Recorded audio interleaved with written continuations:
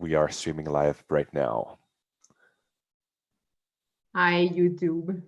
Hello, YouTube. Richard. Hi.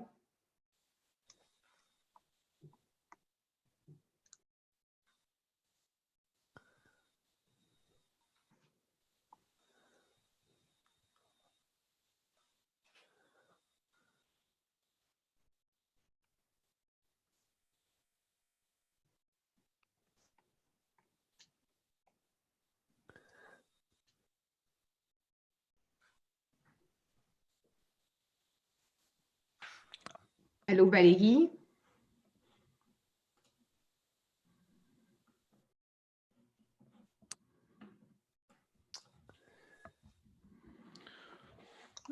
I'll start the recording at 3, if you don't mind. At 3. So after that, we'll be able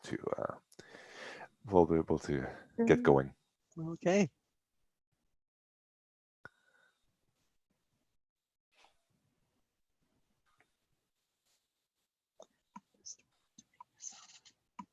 Oh, I have a raised hand here. Yes, Richard, I'll let you. You can actually chat here. So if you have a question, you can actually use the chat pod if you want.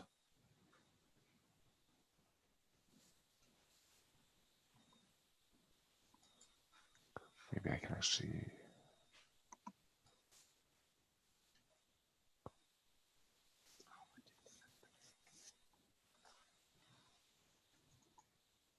Hi, Richard. Hi. Did you have a question? No, I just wanted to know if you saw me. Oh yeah, absolutely. It's a different way to work with the Zoom webinar. Normally, if you want to ask questions, you just have to raise your hand, and I can grant you the privileges for the microphone. I'll explain everything a little bit later. Okay.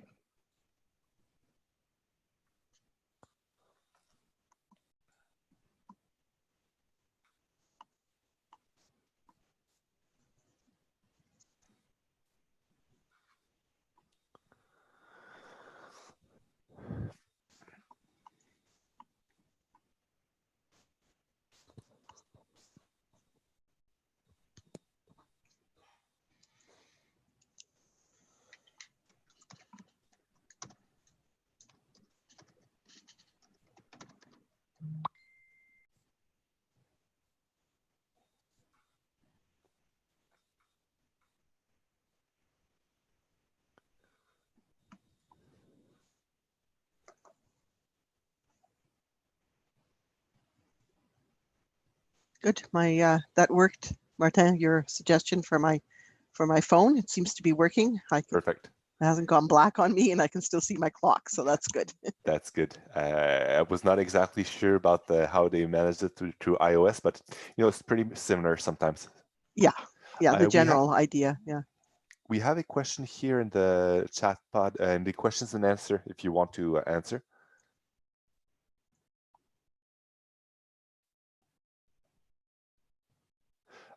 Don't quite. How many will be at the meeting? Okay. Well, we don't know, do we? No, we don't know. Right now we are 11 people, and we might have people attending on YouTube live too. So there's no way of telling right now. But we can wait 2 minutes and then we can start. 2 minutes? All right. 2 minutes.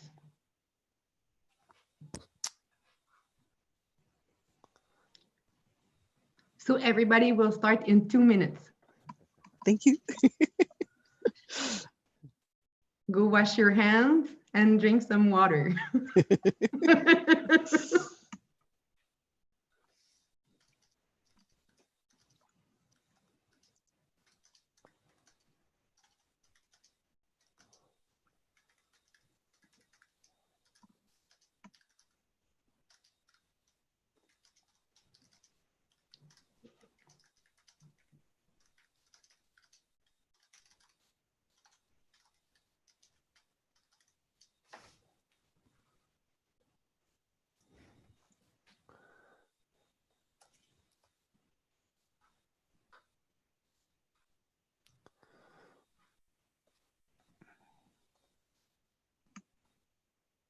Is there a way, Martin, of having a list of the people that attend?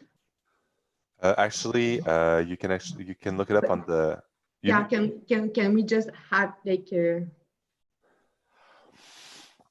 It's actually the first time that I look it up. Maybe I'll look it up after the webinar, see if there's any analytics coming in with this platform. I'm not sure yet.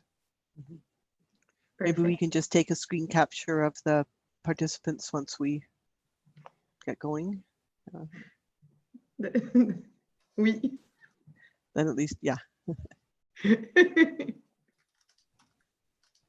So are we ready? Okay, I'm sending a reply right now and typing record on the cloud, and we're good to go. So good afternoon, everyone, and welcome to our The Importance of Play session.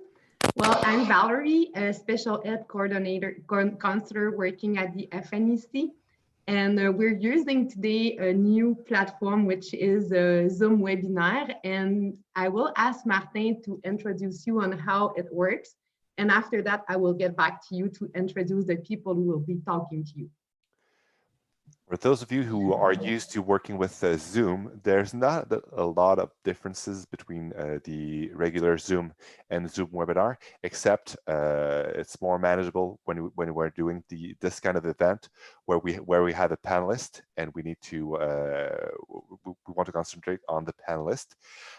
You can see here that there are still possibilities for you to participate. One of them being if you click on participants, you have the possibility of raising your hand. So if you have your hand raised, we can provide you the right of speech. You can also use the Zoom webinar chat pod. So as you probably are doing if you are using Zoom webinar normally. Zoom normally, and there's also the Q&A. If you go to the Q&A, we can actually look at your question, answer this, and provide provide an answer that will be available for everybody. So there are these possibilities. So if you have a question and you want to speak and have microphone privileges, raise your hands, and we are going to provide you the privileges. You can actually also type in using the chat or the Q&A pod. If you have any questions, do not hesitate writing them to us. Let Valerie and Eva for the rest of the presentation. Thank you, Martin. So don't hesitate if you have any question, write it down, and I will be following those your question and trying to answer the best we can. So as I said, good afternoon. So we'll be talking about play, the importance of play. And in order to do that, I would like to introduce you to Eva de Gosztonyi and my colleague, Sarah Clery. So Eva, it's your turn. Great. Well, thank you very much. And it is an absolute pleasure to be here. Maybe actually, Sarah, if you want to just tell people a little bit about your role and what you do, and then I'll tell people about me. Quick. I'm Sarah Cleary. I'm from Maastricht. I'm working at FNEC as a kind of language and culture counselor. Today, I've been working with Valerie on this approach and try to make it fit in my own life for about more than 2 years now. And I think it's just amazing how it works. So I'd like to share it with the most people that want to hear me about it. So today I'd like to make some parallel. So how can we relate this with the traditional knowledge or cultures and things like that? You'll see. So what I forgot to tell you is that the approach we'll be talking about is we kind of been really conscious of taking something that is really related to the First Nation value. So pretty much everything that we will be talking about, that Eva will be bringing the theory and Sarah will do the parallel. And it is something that really fits together. So I hope you enjoy. Eva. Great, thank you. So I'm a school psychologist. I've worked in schools for a long time. And in the last 20 years, my specialty has been working with children who experience challenges with their behavior. And I've worked all across Canada. I've worked in Northern Saskatchewan and Yukon as well with Indigenous communities. And so I have a little bit of an idea of some of the wonderful, rich culture that you have, but also some of the challenges. And of course, right now we are living through something none of us had ever imagined. And I am 70 years old and I've never experienced this in my life, but it's really quite something. And when Valerie invited me to speak to teachers and parents and teachers who are parents and everyone involved in the education field, we were thinking as an opportunity to really help again all of us to understand what it is that children need, what works for them. And the material that I'm using is based on the work of Dr. Gordon Neufeld, who's a developmental psychologist and uses an attachment-based approach. So he gives me the framework to work out of, and then I use my experience, my many years of experience in schools and with children and with families to bring that material alive. And it's quite interesting because you would think under the circumstances that maybe we would have started our series of talks talking about alarm or talking about behavior problems or talking about in any number of different things. Why did we start with play? Well, actually, play is one of the most natural things that children do. And so all of the children are going to be playing no matter what. And so what we thought was that it would be a good idea to help us to understand the value of play, what play does for children.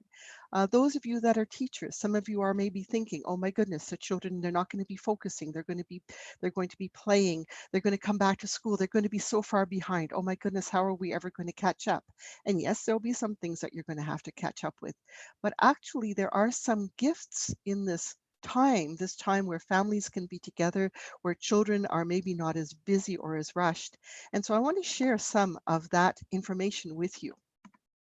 So let me just get my slide. I'm going to share my screen and get my slide presentation organized here. Okay, and here, and hang on here. Sorry, I just need to, there we go. Oops, that's not where I want to go. All right, a little technological, there we go. All right, slideshow, and play from current slide. Okay, so why is play important? Well, first of all, I'm going to start with the brain.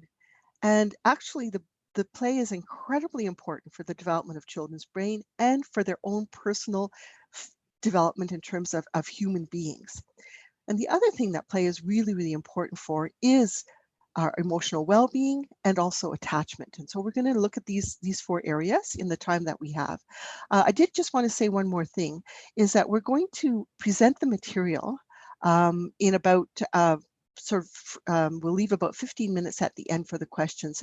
And I think we're going to wait until the end for the questions, just because there's a certain flow that we'd like to have. And we also want to make sure that we stay within our time. So Valerie's going to monitor the questions and then is going to present them to us at about quarter to 4. So I'm just going to launch in and just share a few things with you. So brain development. Well, first thing we need to know is that it takes an incredibly long time to grow a human brain. We used to think maybe it was 17 or 18, but now we know that it's at least 25 years before all the parts of our brain start to work together and in a very efficient kind of way. Now, 25, that's if everything goes well. For most of us, it's not 25 years, but at least by 25 years old, we've got most of our parts of our brain that are kind of doing what they need to do and working together. But for some people, if they've experienced stress and trauma, it takes much longer for that brain to start working efficiently. The good news is, from a developmental perspective, is that it is never too late. The brain is an incredible adaptable thing.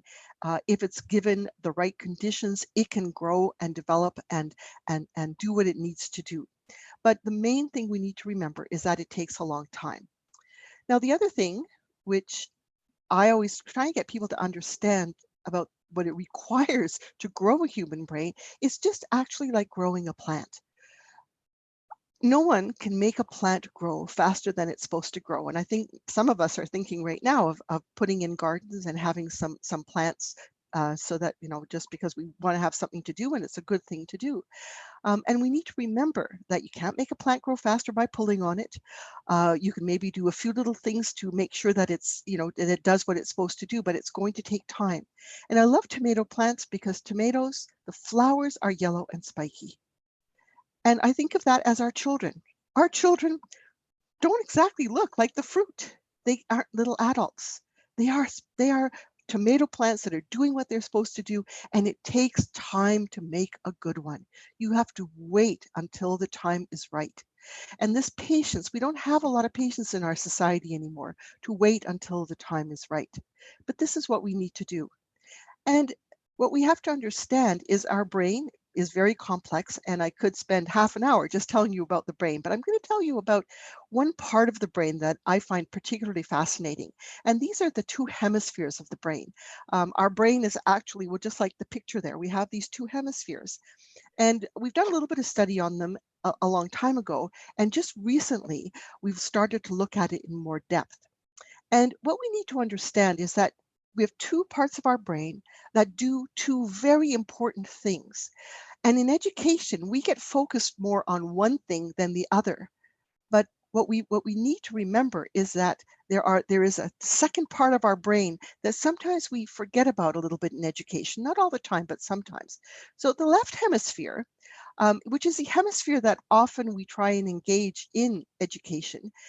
It's the part of the brain that learns the facts, that focuses on details and rules, that wants the answer.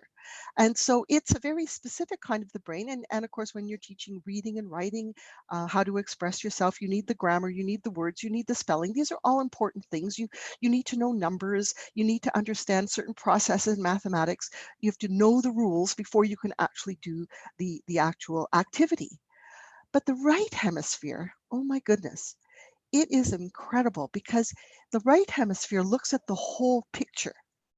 It makes sense of all of the details, and it considers the context. And one of the best ways of thinking about this is the difference between someone who cooks and someone who's a chef. A cook will follow the rules, follow the recipe, do everything that they're supposed to do, and they'll make a lovely meal.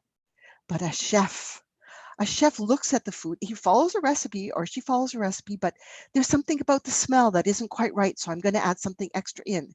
Or if I'm making bread, the texture isn't quite right. I need a little more liquid. I need a little bit more flour. So when we are able to look at the bigger picture, we can actually make something that is more wonderful.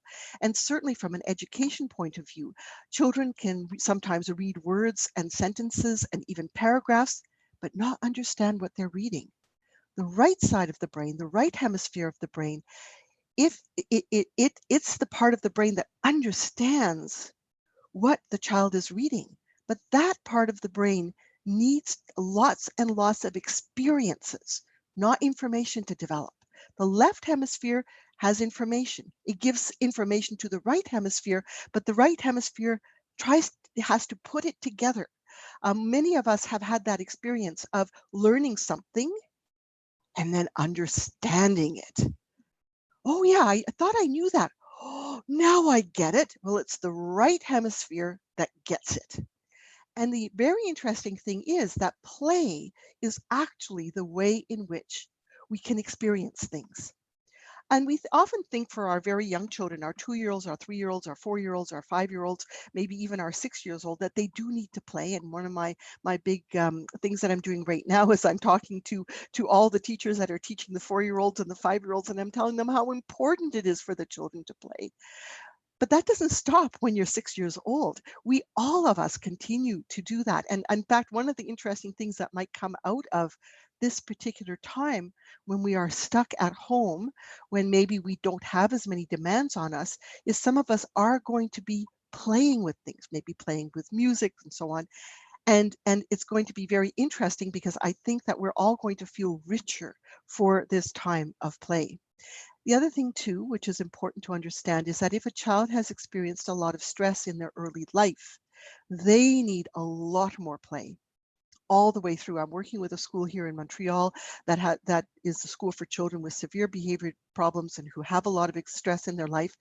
We've worked with this developmental approach for the last 7 or 8 years, and every Friday afternoon, the whole school shuts down and they all play.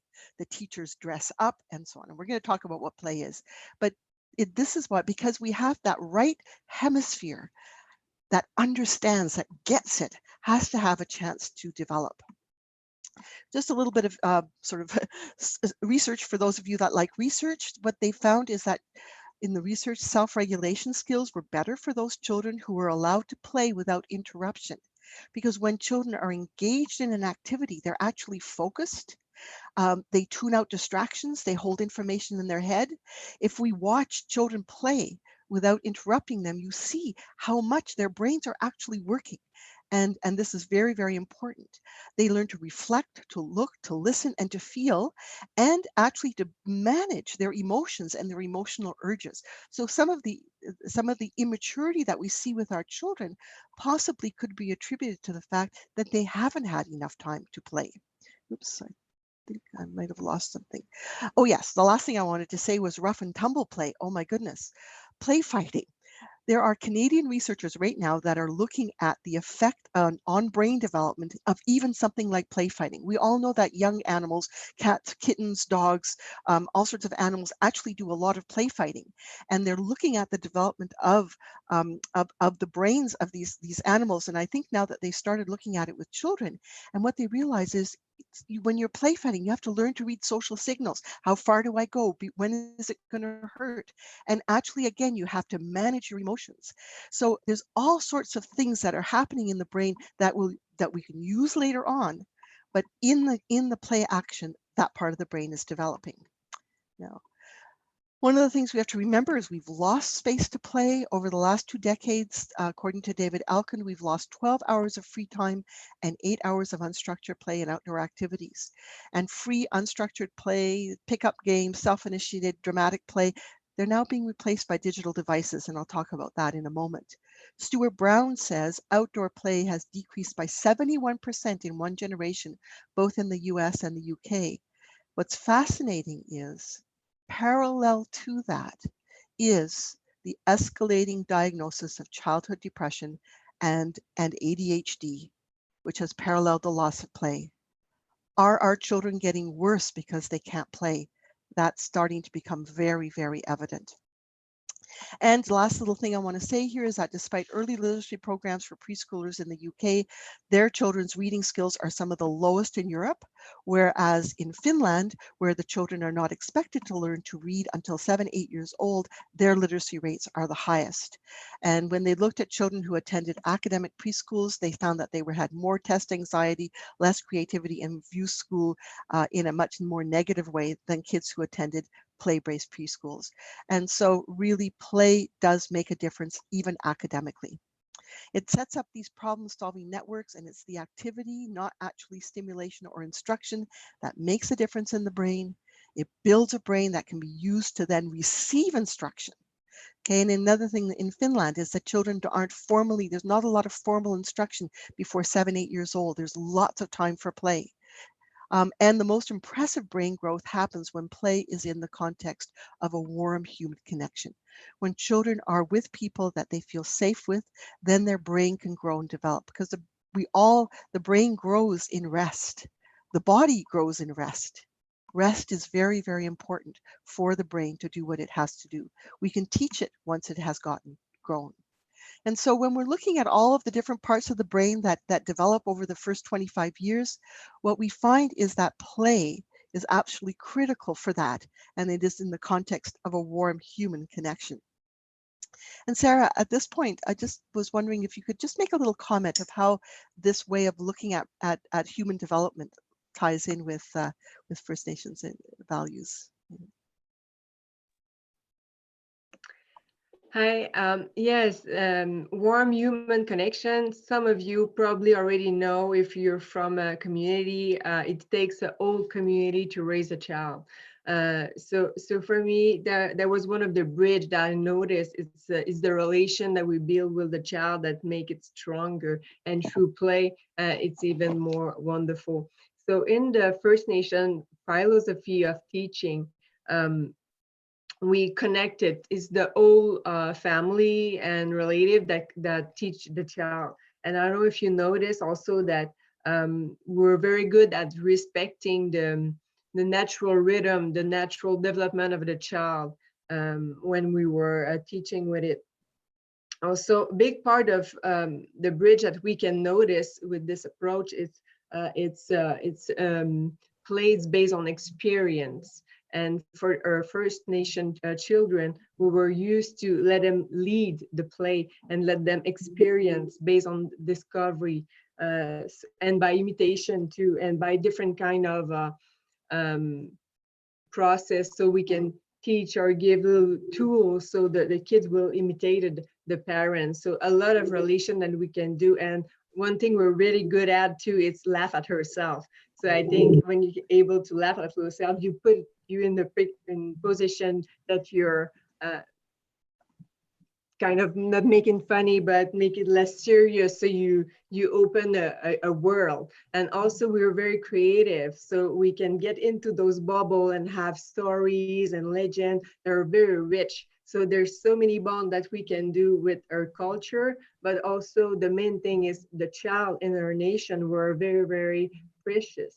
They were at the same social level. They were not minor or seen like half a person with no right. They were really praised and very important people in the community. So that put back the perspective that we need respect and take time with those little ones. Thank you, Sarah. Yes, I think that's the beauty. It sounds like truly respecting where the child is at, and that what the child is doing is just as important, is as important as what the adult is doing, in the sense that they're doing what's right for them in terms of their development. Yeah. So in terms of children's development, play is very, very rich for them. Now, the other side of play that is really important as well is around psychological health or mental health and emotional well-being. And we know that in order for us to be healthy in terms of our emotions, they actually need to be expressed. They need to be let out. We sometimes, we're kind of torn in our society right now around this, because a lot of times we're saying to ourselves, no, we should be happy, think positive thoughts, everything's going to be good. And of course we do, we want to. I mean, the rainbows that the children are building, ça va bien aller, we're going to get through this. Yes, of course, that's really important, that we have hope and that we have faith that we'll get through things. And one of the sessions that we're going to talk, I think it's the one on attachment, we'll talk about the importance of having hope. But we can't just look at the positive, because there are other things that are going on underneath that are just as important. And especially at a time like this, my goodness, there's huge emotions. I'm going to talk about those in a moment. So our emotions are supposed to rise and flow through our children, just like they're supposed to rise and flow through us as adults. But of course, our children, because their brains are not so well developed, it's going to be more obvious. The trouble is that sometimes when those emotions flow through, they're not very pleasant. They can be upsetting to us. They can be hurtful. But it's not the emotion that's the problem. It's how the emotion is expressed. And we need to make sure that children have appropriate and helpful ways of expressing those emotions without denying them.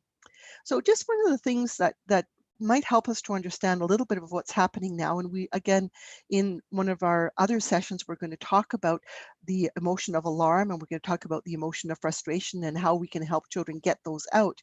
But just to let you know, we're right now in a moment where we are facing incredible amounts of separation. We're facing separation because we cannot be together with the people whom we love. We can't, just drive across town and go and be with them. We have to stay in our own homes. We're worried about what if they get sick? What if they have to go to the hospital? And worst case scenario, what happens if they die? So we're facing huge amounts of separation.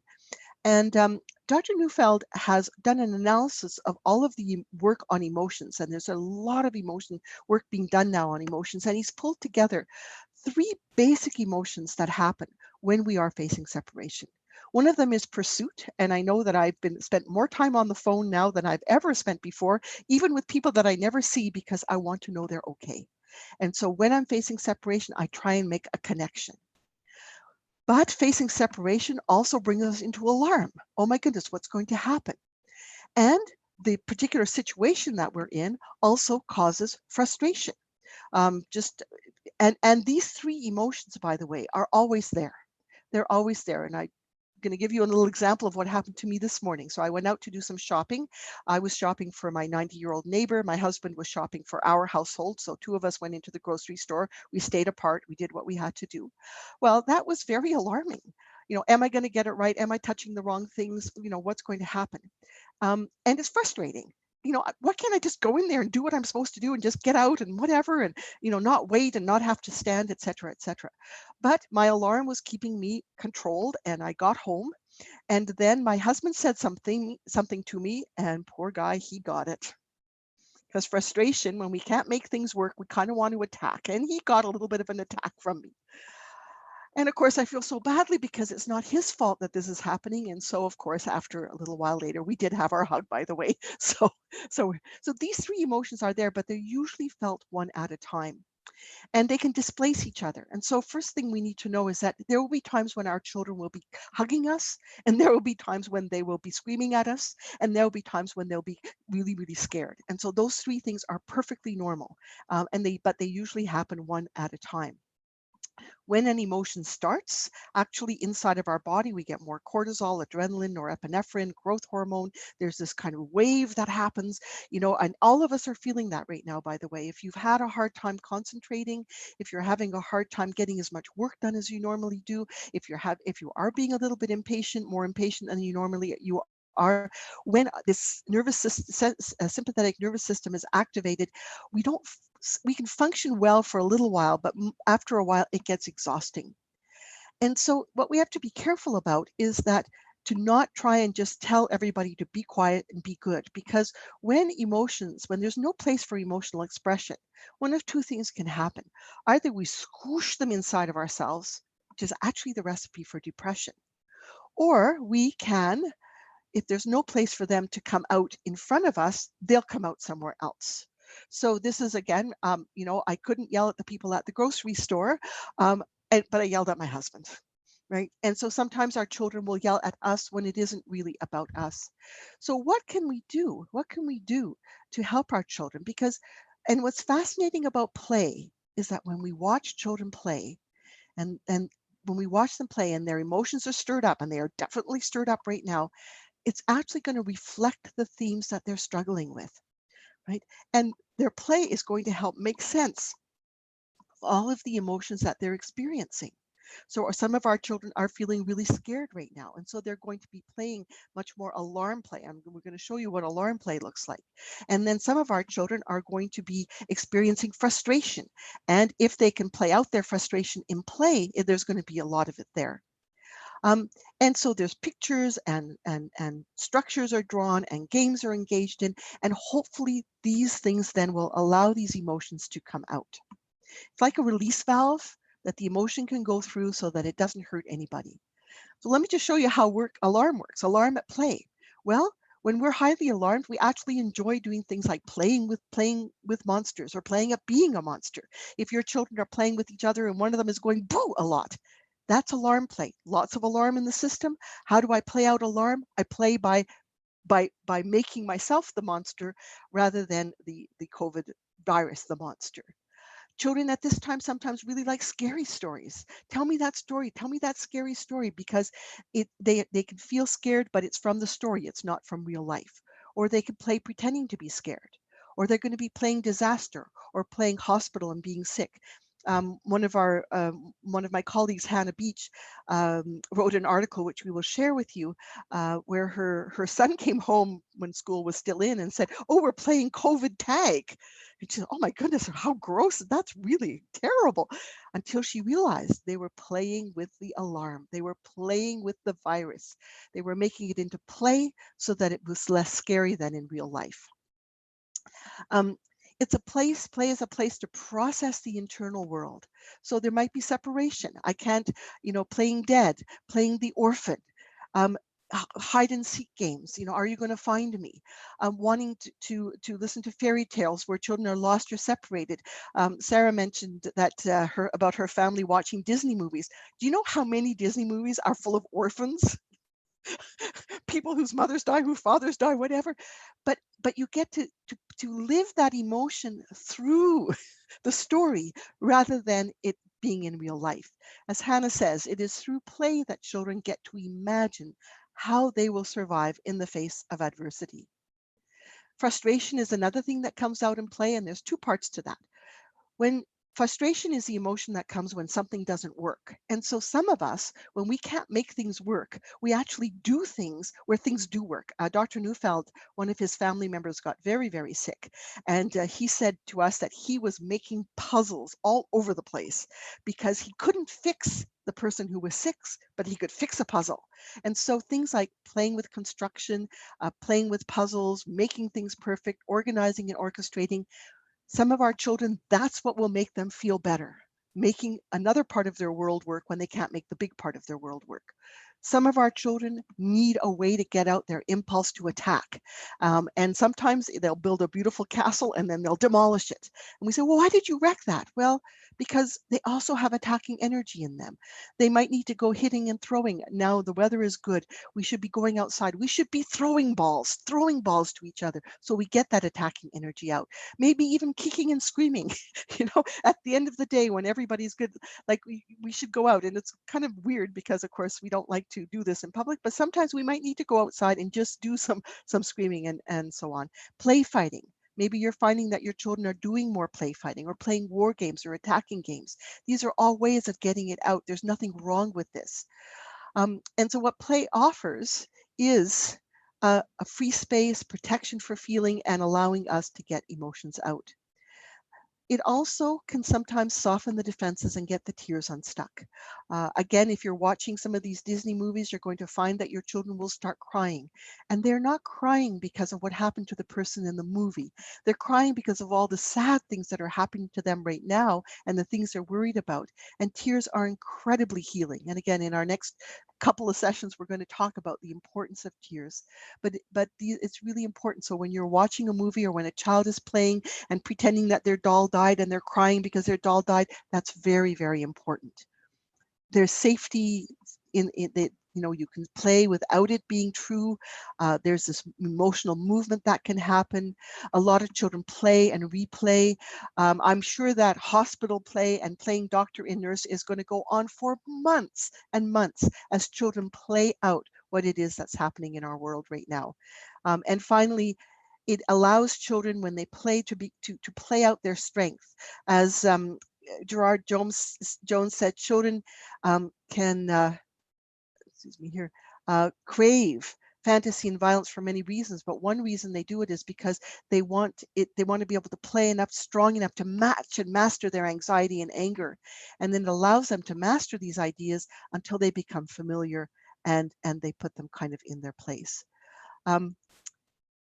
So this is what play is supposed to be. It's supposed to be not work, not for real, expressive. There's freedom in play. There should be safety in play, and play should be engaging, even though it isn't always necessarily fun. So that's what play should be. And Sarah, do you want to add a little bit here?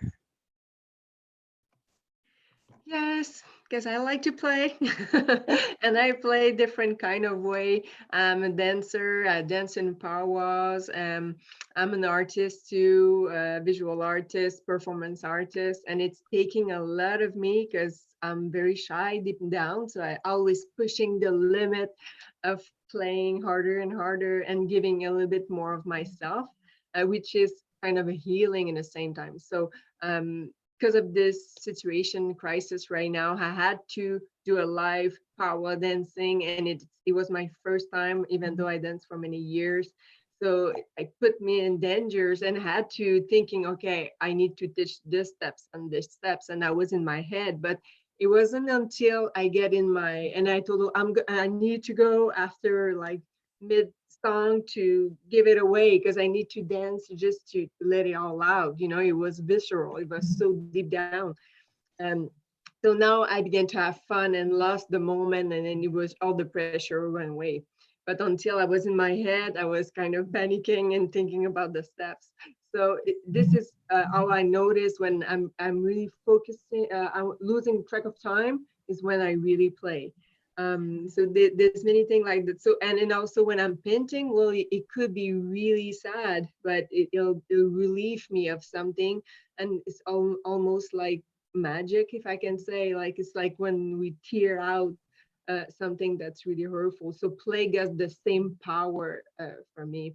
And also I experience when I'm with the little one, and there's a moment where, okay, you're an adult, but you start to play with them. They're looking at you kind of differently. Oh, this adult can really see dragons or stuff like that. So it's got a very amazing power to play with the kids. I'd like to share a little story also about engaging and as an artist, letting the kids go. I was teaching in a summer camp and had this little boy who had very bad, very just a lot of trauma, very a hard history. And this little girl who's the chief's daughter. So they were drawing, and one drawing was super nice with a lot of animal, a lot of love and rainbows and everything. And the other little one, it took some red and some black and mix it out. And I end up said, "Oh, who mixed it?" And it was like, "Me." And I look at him, I was like, "Keep going, buddy, keep going. Do you want more?" So for me, I could feel like there was this energy that need to go out, and thank God it was on paper instead of somebody else's face, because he was here. So Exactly. And yeah. the beauty is that you didn't judge him. And he No. didn't feel judged. He was allowed to let it out. Absolutely. Yeah. Mhm. Yeah. Oh, thank you so much for sharing that. It's a beautiful story. So now we get to the next step, which is helping your children to find their play. Because one of the things that I just want to bring up here is that many of our children are turning right now to video games. And again, there's parts of video game that are play, but there's a lots of video game that actually doesn't do all of the things that I was telling you about, because video games are pretty structured. There's one answer, you've got to get to the next level. So it's not really that kind of free, open problem solving that we want children to be doing. And some children hide in those video games because it feels safer in there. I'm not saying that you take them away from kids. Obviously, right now we all have to survive as best we can. And if a child playing on using a digital device is keeping your sanity, absolutely let them do that. But certainly in the time that we have, at least for maybe an hour a day, if you can, to take your children and be with your children and help them to find their play. And I have a whole bunch of suggestions to you that once you hear them, it's going to make sense to you. The other side of it is you as the adult, you also need to play. And so at first you might need, at first you and your children might need to play together. Then as your children become more comfortable with play, they will find their own play, and then you need to find your play. And again, we're going to make some suggestions that I think will be useful both for you and also for you, both for your children and for you.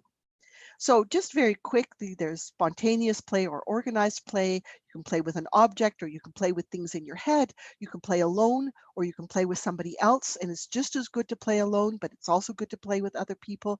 There's rough and tumble play, and there's cooperative play. There's all different kinds of playthings, objects, playing with movement, as Sarah mentioned about the dancing, about the voice, playing with your voice, art, drama, identities and roles, playing fantasy, imagination, words and meanings. Very interesting, because a lot of our young adolescents love rap. And what is rap? It's playing with words and meanings. I have to admit, I was very negative about rap until I started listening ignored some of the words that I didn't like and started looking at what they were doing, and they were expressing huge amounts of emotion and making them rhyme and making them go in a pattern. Oh my goodness, what an incredible emotional experience doing rap is. So that, and it's playing with ideas and it's playing with emotions and feelings. So there's many ways of doing that. We're going to focus a little bit more on the more typical child type things, but I just wanted to make sure you understood that we have what we call them emotional playgrounds, rather than just thinking about playing as with toys. So one of the things we need to do, if we can, if we have them, is to provide play materials. Toys. You know what? So many of your children have toys they haven't played with for a long time. Go dig them out and maybe put them out and let the children see them, and put some toys away and bring some new toys out. Craft materials and toilet paper rolls, elastic, strings, thread. I remember one little boy came to visit me and he played with my spool of threads for an hour. Who knows? Bring items from nature, sticks, leaves, pebbles. There's so many things. Play-Doh, you can make your own. Paper and crayons, obviously, and put them out. Not everything every day. Maybe just bring out a few things. Maybe just have a basket of leaves and pebbles and sticks. Just put them on your table. What's this, Mom? What are you doing with this? Well, do you want to play with them? All of a sudden, who knows what's going to come out? Some kind of play activity will come with that. A little bit of glue and you've got some made. My colleague Martine Demaris put together these pictures of clothespins and popsicle sticks. Now, you might not find your clothespins later on when you're trying to do your laundry, but if the child had a chance to build something and create something, maybe that was a worthwhile way of using your clothespins, and you find another way. Emotional expression without words, drawing and painting. Oh my goodness. And Sarah, I'm going to turn it over to you again, because just remind people about what drawing and painting can do for us.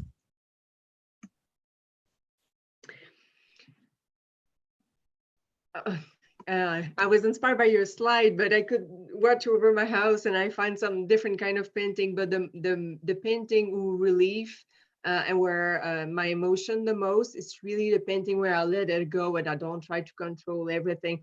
So and soon as they're getting old, the little child would try to put them into those borders. I don't cross the line, and then try to make color that match and stuff like that. It's too much pressure. You should just let it go. And a blank page for me, it works good, because now you have all the space for your imagination to go. You don't have just a Mickey Mouse and to fill it out. You have really all the space and all the color to let it go. So my advice for you is just provide them with the tools, and they will lead this creativity like far beyond you could imagine. So it is what it is for me, though. Yeah. And if they do just pick black and red crayon because they need to scribble their little hearts out, you're going to let them scribble their hearts out, right? And my suggestion too is actually sit down too. You do some of your own art therapy and you show them that it doesn't matter if your horse doesn't look like a horse, or if your painting doesn't look like what you want, that you're just, I feel red today, I feel black today, I feel blue today, however you want to do it. I think, and just demonstrate that for them and say, we're not going to worry about the product, we're going to worry about the process. How does it feel? I'm not much of an artist, but okay. So drawing and painting, obviously. Play with them. Singing, dancing, happy, mad, sad, excited. Just get the juices flowing. Do some dress up with them. Be a monster. Be a superhero. One of the things that occurred to me is, you know what? We're all feeling pretty powerless right now. You might one morning want to get up, get one of your tablecloths or towel, stick it around your shoulders. Mom, what are you doing? I'm a superhero today. Everything's going to go great. You want to be a superhero too? Bring in that play of alpha, that we can manage this, that we can make this work, that we're the heroes in our own houses. I think that children need to see that. And for myself, sadly, I don't have any grandchildren right now. And I wasn't a very playful person when I was a parent, just ask my children. But my daughter has some friends with little kids. And now that I understand the importance of play, I have started playing with those children. And it is so much fun. It is so much fun when we play. So we need to play with them as well. Obviously, the drawing, the building, and even board games and puzzles are a good way to do that. You know, just dancing together, playing together, building forts or tents. And these also can be places where kids can hide, where they can go, where they can make a little cocoon for themselves. But it's just the act of building together and trying to figure out how to make it all work is wonderful. Dress up, again, doing the dress up, letting them play. A lot of things on Facebook right now where the dads are getting their faces painted. Again, it gives the child a chance to be in charge, to create their fantasy, to do things. And our children need right now to lose themselves in fantasy. Baking and cooking together. And I'm going to turn this over to Valerie because she is a master at doing this. And so tell us a little bit about what you would do if you were baking with your child or cooking with your child. Hi. Well, I'm quite happy to talk about cooking because we have a petit rituel, my son and I, since he was little. And then every time I would do some cooking, I would introduce him, and it would be a perfect time that we would connect. So I wouldn't worry if he would drop things around, but we would put some, and we still do, like he's 12 years old now, and it's like our moment that we put some music, we dance around, we cook, we play with food, we add new ingredients. And I did a little video on how to make bannocks, but it's not cooking it. It's like how you can connect with your child, smile at your child, laugh, use that moment. And then for me, food, it's like such a good moment to create attachment, and it can be such a good playful moment. So yeah, yes. Thank you. Yes. Well, thank you. I really enjoyed your video there, Valerie. Yes, and again, it's not about how perfect the food is, but it's about the experience of doing it together and being guided by your family and everybody having a chance to participate in it. Sometimes you need soothing activities. Sometimes something, even coloring for some children is very soothing. It's not art, but it's soothing, or knitting or straw weaving, these kinds of things. Allowing children to find quiet time, and that's when those little tents might come useful. They just take a little book and hide in the tent, read the book. There are a lot of book stories now on the internet, so that might be one of the times when you allow your child to use digital devices. But even more importantly is reading to your children and telling stories to your children. I read to my son until he was 12 years old. He was a competitive, he did competitive sports, and he had to get up really early in the morning. And to get him to bed, I said, I will read to you, and well, Mom, I can read to myself. I said, no, I'm going to read to you. And I read him Lord of the Rings, and he loved it. It was such a good time for us to connect together. So read to your children. Or if you don't think you're very good at reading, or you might not have a book, you didn't get a chance to get a good book for reading, then tell stories. Tell stories about who you were as a child. And again, I don't know if we have a lot of questions because we're a little bit over our time, but obviously storytelling is very much part of the culture of the communities. We do have a few questions, Eva, so.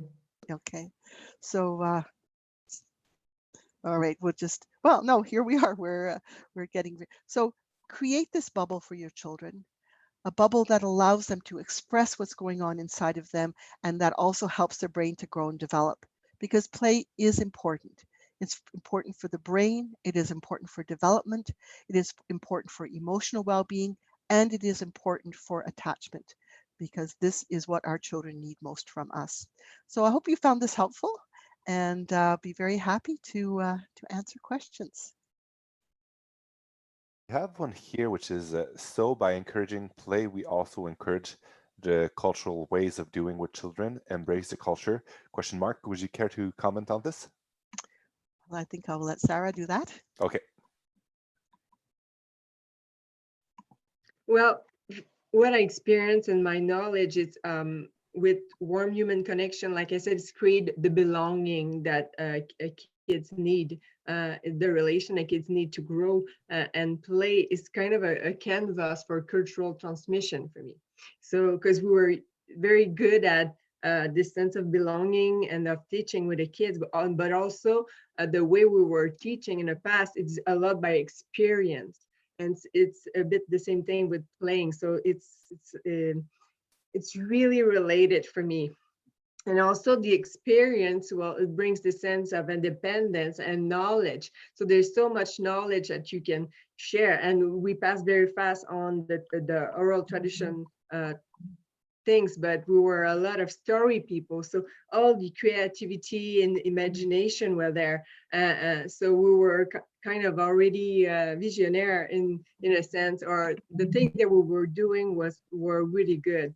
So we know that there was the right recipe there. So the belonging and the experience and mastery let the kid really go a long time trying by themselves, and don't stop when they're trying, and don't try to be okay, let's go. No. They find in their inner reward, by doing this, by trying to be like you. So if I don't know if I'm really clear, it's my second language. I know that I experience it, and it's very strong. And it's also a way by play that you can teach value. I know online we have Megan Cote too. She's a first kindergarten teacher. And when you're talking about the screaming, running, reaching, playing, we can see that the teacher that adopt the going outside quite frequently with the kids, they have so much benefit because they can let it all out, and they don't have too much limits. They're just themselves. So and they're playing a lot. They're playing all kind of play without having all those gadget toys. They're just finding their inner child. So if I can say, you're all artists, even if you forgot. Everybody that tried to take a crayon is an artist. So, but we forgot when we grow, and try to find your inner child. We also have here a question. You talked about teens, children aged to 4 or 5 years old. Can we apply the same ideas to younger children, 3, 4 years old? Absolutely. I mean, it's the thing about play, though, is we think it's more natural. We allow our 2 and our 3-year-olds to play more than we do, but absolutely, it's there. I mean, really, until I would say till 7, 8 years old, play is the most natural way of growth and development for children. And again, I think I also want to stress that for some of our children who have lived through difficult things in their early years, they need more playtime. But we all need playtime. I mean, this is just the big thing that's happening right now, is we need to do more playtime right now. We need to listen to music and watch, if we're going to, like watch as a family, watch movies together. We need to sing songs together. We need to dance together. We need to do rough and tumble play outside. If the dads are home and they need, so we need to find play, especially when things are difficult for us. I would like to be able to access these diagrams. Is that possible? Did you think of a way that you could share the Yes, PowerPoint? I'm usually quite, I have no problem at all. What I usually do is I prepare a PDF document that has the slides on, all of the slides on. And so I'm quite happy. I don't know exactly how we would share that. I wrote my email address. So for everybody that would have any question or special request, so I wrote my email address, and maybe they could address to me first, and then we'll see how we can respond. Yeah, I mean, I don't mind even if you post it on the FNEC website or whatever, like, yeah. And I'd like to also, we still have 2 questions, but this is our first session of 4, because there will be other ones coming. So we have one team every week for 4 weeks. So that was play, but then we'll keep on sharing things. On next week will be attachment and adaptation. So hope you'll be there. And of course, we could have spoke for hours and hours and hours on play, but it's only a few moments that we had. And again, you have my email address, and if you need more, and if you're interested in having more things on play, then write to me and we'll see how we can answer to your needs. So we have other questions, Martin. I let you read those questions. How do we use play to help older teens with frustration and anger over what's happening now? Oof, yeah. Well, I mean, it's a challenge because, but you know, sometimes like just get them to get those words out. You know, can we make a rap about it? Can we dance? Can we like I think, yeah, just try and find some ways to help them, but it's hard because we're not actually often used to using. There are some children that are artistic and they do it naturally, but for the ones that aren't, we might have to model how to do that. I don't know, Sarah or Val, if you have some other ideas of how to help teenagers get these emotions out. Well, Sarah, we're like, but again, like just sometimes for our teenager to provide them with some music they can listen to, you know, with a drum, with instruments that they can just let it go. And if as adults, sometimes they even still need us. Well, they need us as adults, our adolescent, you know, so we can show them the pace, you know, the rhythm to invite them in doing something. We can provide them with a book, you know, so they can write things. Just to write some of their things, personal things that they could express, you know, just provide them also with a sheet of paper. Also as adults, we would do, what do we need as adults to play? How do we, if we reflect to ourselves, how do we express our emotion, especially in a time like that, you know? So the things we do for ourselves, I think we can encourage our adolescents, our kids, like the people around us, to do the same thing. So it's quite a big answer, but maybe Sarah has something more specific. Well, I feel like since a couple of years, I'm working very hard in that field to reach my teenager and young adults would have some challenge in life, if I can say. But sometimes just encourage them in the things that are already working. For me, she's drawing a lot. So, and then just go for a walk and laugh sometimes. You know, it could be, and the relation, build that relation. I have my youngest is 14, and then he was at the period where he tried to push me away. But instead of that, I was like, you know what? I just want to hang out. I won't.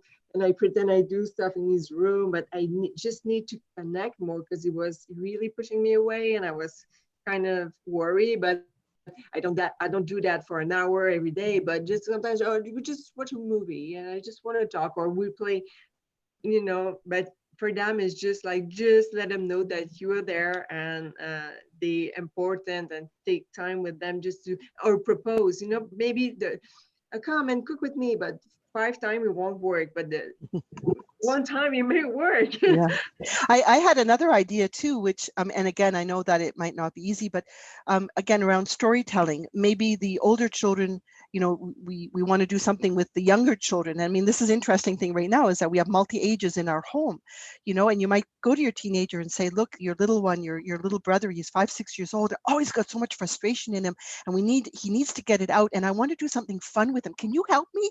Like, I'm not very good at dance moves, but could you show him some dance moves?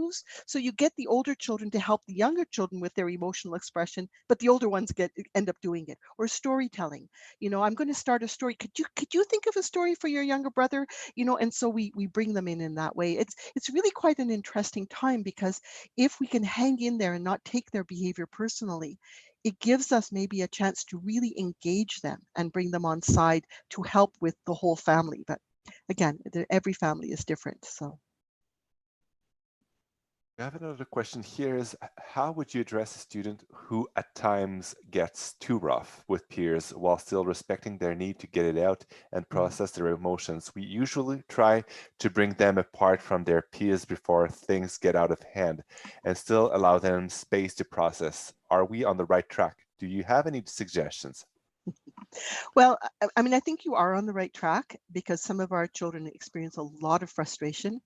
But interestingly enough, what I'm encouraging, certainly at the at the school that I work with children with behavior problems, especially because it seems to be more natural for young men to to do play fighting. I never play fought very much, even as a younger person, and adults, of course, are more capable of managing their emotions and managing things. It says, you know, get out the pool noodles and do some play fighting with these children who maybe can't handle working with another child in a respectful way, but bring them that. And bit by bit, you know, you'll see that more and more children will, if we give them permission to let it out. There's nothing wrong with this attacking energy coming out.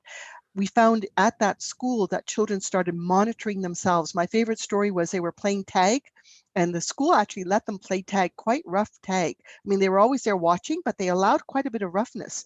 And one day the kids weren't playing tag. And the staff said, why aren't you playing tag? And the kids said, and these are children, remember, the most behaviorally challenged children in the island of Montreal.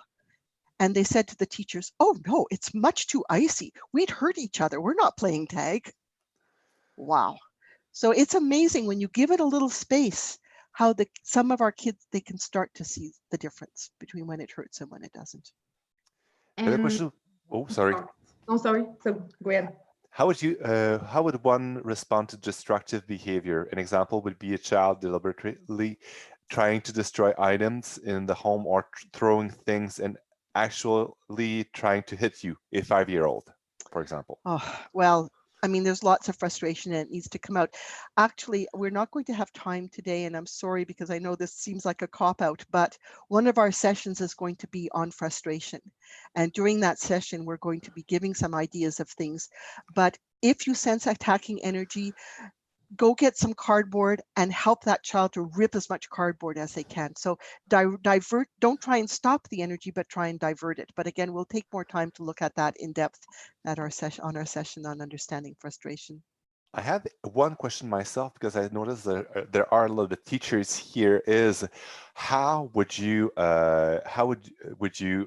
what place would you make for just play in the classroom? What space can be like generated in the classroom for just playing? Well, of course, it depends on the age, and I know we have people from K4 all the way through to high school. But you know, we often in the olden days used to have Friday afternoons, which were kind of like fun times for children. And that would be a time. But the most important thing to remember is that no child should have to earn playtime.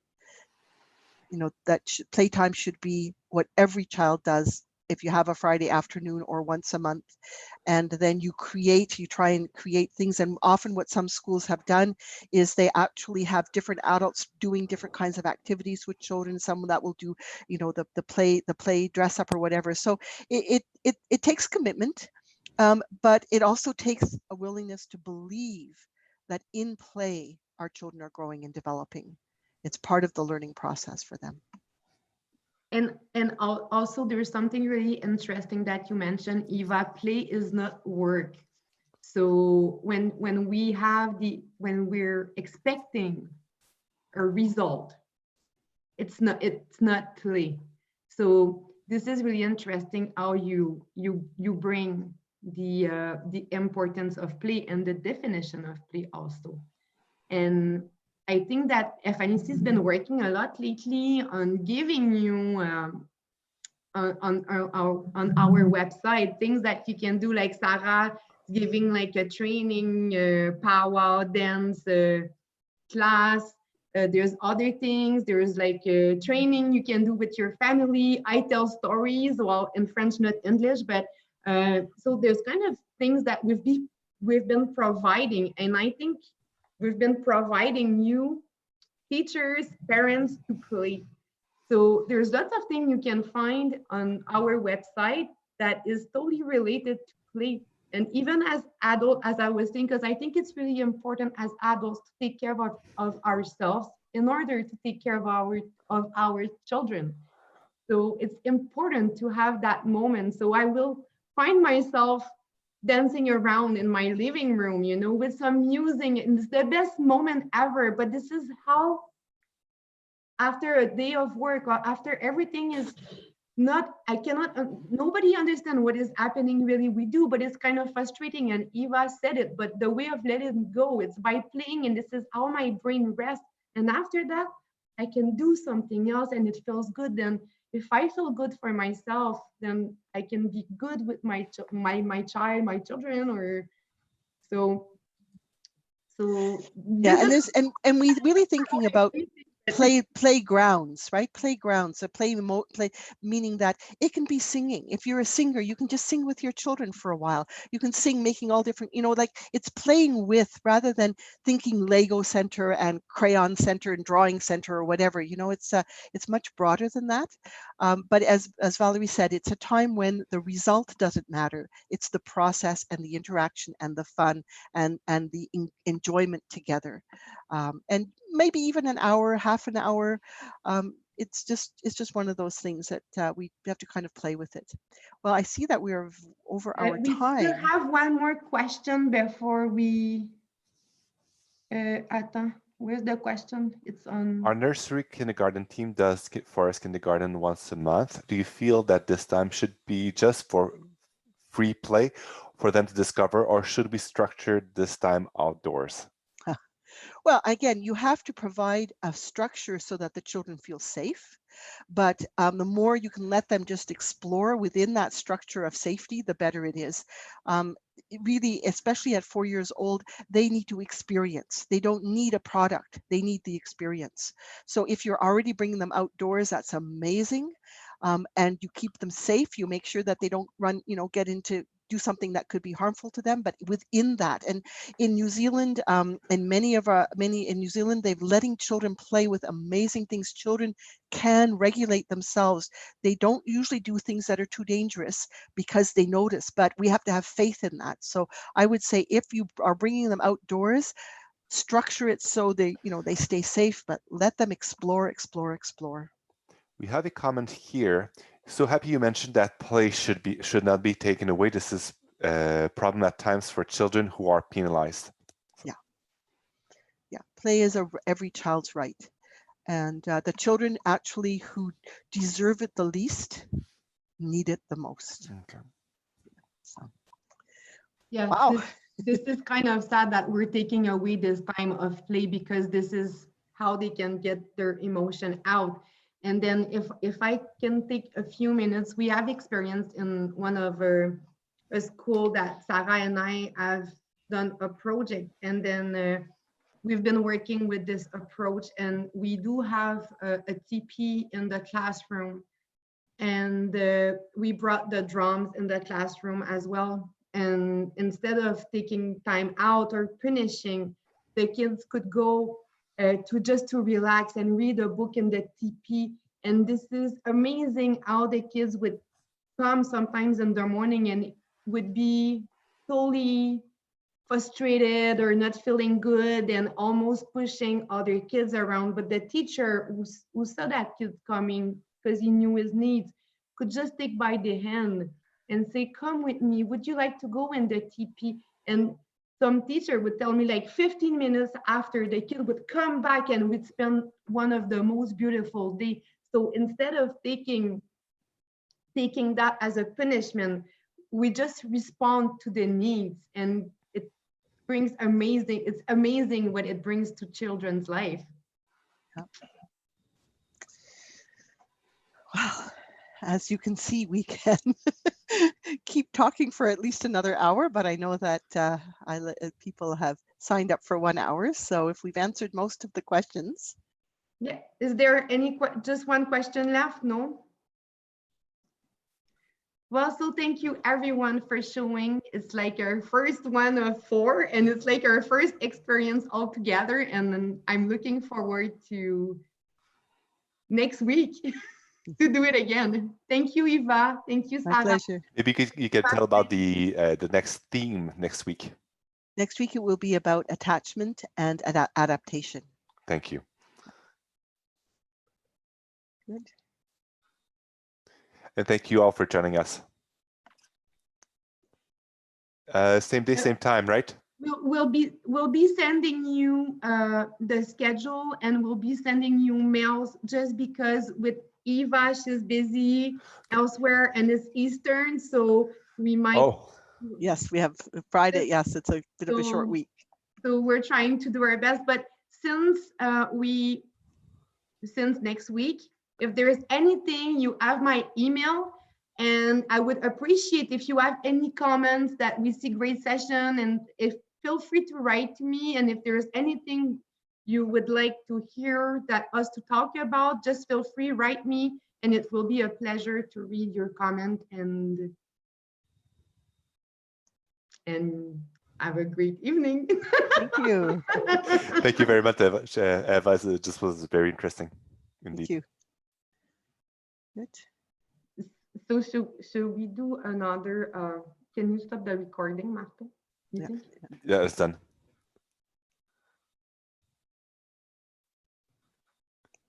All right. Good job, Eva. Good job, Thank Sarah. you. Well, all of us, it worked really well. Thank you, Martin, for your support. No problem. So, good. Good. Okay. Well, we do it in French on Thursday. Oh, that'll be better for me. Oh, you did beautifully, both of you. I was Really. in my head instead of my I know. freedom.